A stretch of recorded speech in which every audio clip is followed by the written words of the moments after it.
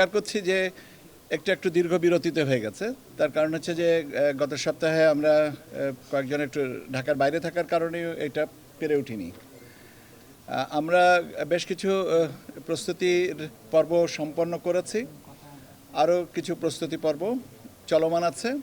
প্রস্তুতি একটা চলমান প্রক্রিয়া এবং নির্বাচন হবে, নির্বাচন পরবর্তীতে আর একটা নির্বাচনের প্রস্তুতি হবে স্থানীয় সরকার পর্যায়ের ইত্যাদি ইত্যাদি। কাজে এটা চলমান প্রক্রিয়া।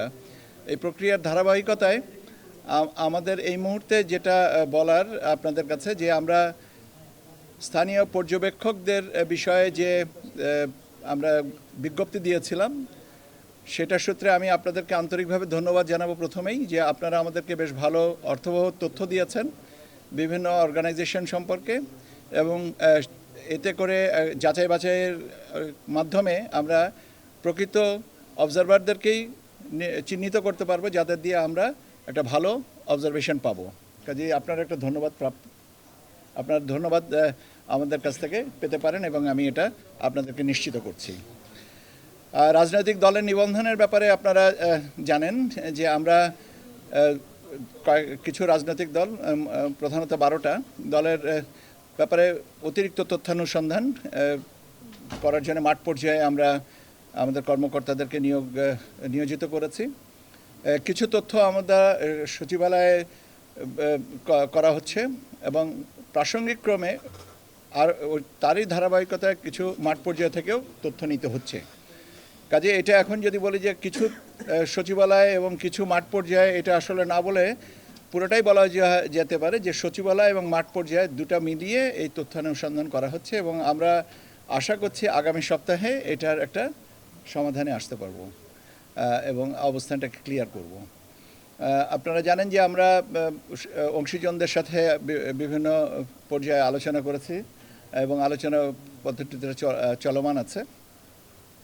আমরা আগামী 20 তারিখে আইন শৃঙ্খলা সাথে যারা যে সমস্ত সংস্থা জড়িত, যেমন সেনাবাহিনী, বিমান বাহিনী এবং নৌবাহিনী এবং অন্যান্য যারা আছেন তাদের সাথে নির্বাচন কমিশন সচিবালয় তাদেরকে আমরা আমন্ত্রণ জানিয়েছে, তাদের সাথে আমরা আলোচনা করব। ওয়ালটন এখন দেশের সীমানা পেরিয়ে পৌঁছে গিয়েছে 50টিরও বেশি দেশে। ওয়ালটন, ঘরে ঘরে, বিশ্বজুড়ে। আগামী 20 তারিখে এর পাশাপাশি যে আছে প্রবাসী ভোটারদের কাজের অগ্রগতি আছে। আমাদের অ্যাপ ডেভেলপমেন্ট যেটা আছে সেই অ্যাপ ডেভেলপমেন্টের কাজটা আমরা আশা করছি যে last week of October, latest by first week of নভেম্বরে আমরা লঞ্চ করতে পারবো এখনও পর্যন্ত। বাট এটা আপনারা আমার সাথে বোধহয় একমত হবেন যে যেহেতু টেকনিক্যাল বিষয়, লাস্ট মোমেন্টে যদি কোনো ক্লিচ আসে তাহলে সেই জিনিসটাকে অ্যাকসেপ্ট করতে টাইম অ্যাডজাস্টমেন্ট হয়। আগে হয়ে গেলে আমরা আরও আগেই এটা লঞ্চ করে দেব।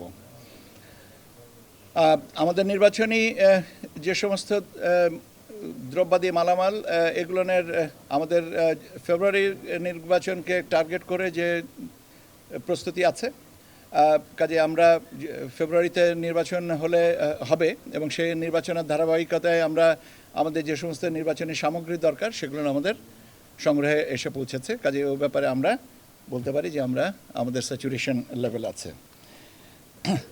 প্রবাসীদের ভোটাধিকারের ব্যাপারে আপনারা জানেন যে এখন পর্যন্ত আমরা 11টা দেশে এই কার্যক্রম শুরু করেছি, নিবন্ধন কার্যক্রম, এবং নিবন্ধন কার্যক্রমের পরে ভোটার তালিকা নিবন্ধনের কার্যক্রম আরও এটা চালু আছে। এবং সর্বশেষ যেটা হয়েছে সেটা হচ্ছে যে আপনার মার্কিন যুক্তরাষ্ট্রে নিউ ইয়র্ক এবং ওয়াশিংটনে এটা চালু অলরেডি হয়েছে, আর মায়ামি এবং লস অ্যাঞ্জেলেসে এটা এই আজকে বোধহয় চালু হয়ে যাবে, উদ্বোধনটা হয়ে যাবে। তাহলে এরপরে হচ্ছে আমাদের আরও কয়েকটা দেশে আমরা এই কার্যক্রমটা শুরু করব।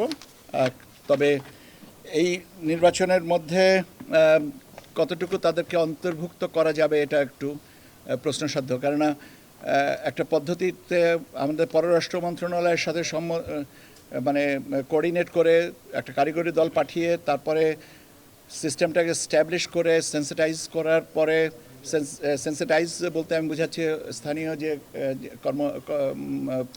দূতাবাসের কর্মচারী আছে তাদেরকে প্রশিক্ষণ দিয়ে করতে করতে 31শে অক্টোবর পর্যন্ত আমরা যে ভোটার নিবন্ধনে যে চেক আউট ডেটটা করেছি সেটাতে কতটুকু হবে বলতে পারছি না, তবে আমরা চেষ্টা করব যত তাড়াতাড়ি করার যায়। এবং যে 4টা দেশে আমরা আগামীতে কারিগরি টিম পাঠাবো সেটা হচ্ছে ওমান,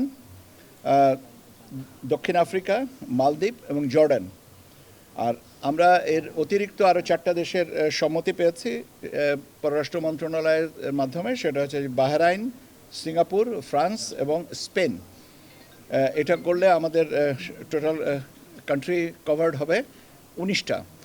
এক একটা দেশে আবার যেমন মার্কিন যুক্তরাষ্ট্রে 4টা স্টেশন, যুক্তরাজ্যের 3টা স্টেশন, এরকম করে আমাদের সংখ্যাটা ব্যাপক হচ্ছে।